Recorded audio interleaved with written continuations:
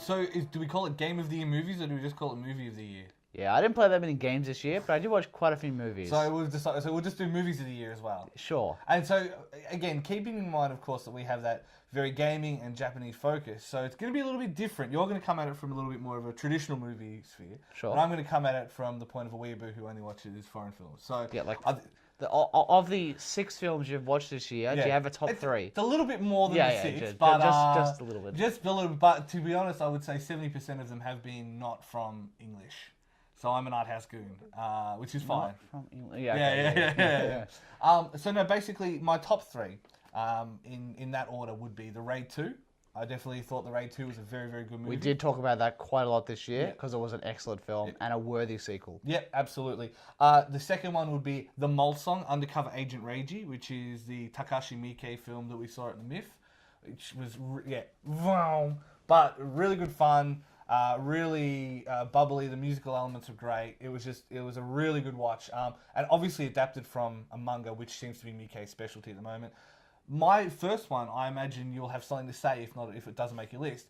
The Eternal Zero, which is a movie we saw at the JFF, which was about two young people looking up their grandfather. The history of their grandfather, who they found out was a kamikaze pilot, and why he would do that. Yeah. And it was an incredibly interesting story. Really quite moving. Yeah. Insight to him. Yeah, they did a very good job of humanizing what is effectively something that can't be humanized, and I think that was what worked in its favor in a massive way. I don't know if that'd be in the top 3, but that's very high up on my list. I also have The Raid 2 in my list. Also a movie, Guardians of the Galaxy, I'm sure a lot of people saw.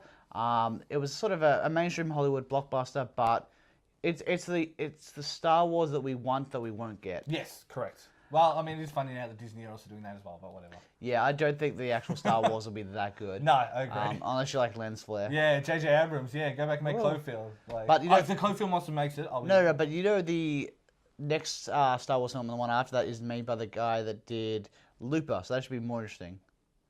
But my favorite film of the year, I think, is Whiplash, which you'll hate this, but it's a story of a jazz drummer. Okay.